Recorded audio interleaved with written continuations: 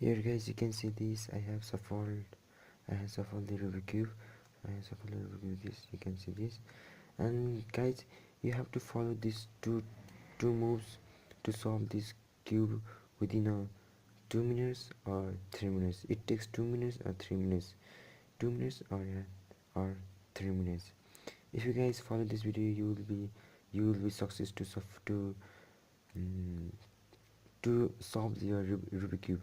Okay guys, you have to follow these two methods, two moves. This is you have to you have to you have to move your left side, this side, to the upward like this, and top side to the leftward like this, like this.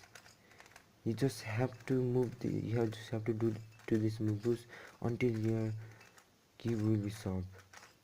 You just have to do this. Yes, try to do these moves within faster as you can.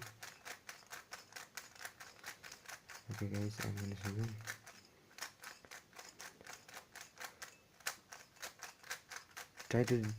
Try to do these moves until your Rubik cube solved. Yes guys, we have done it.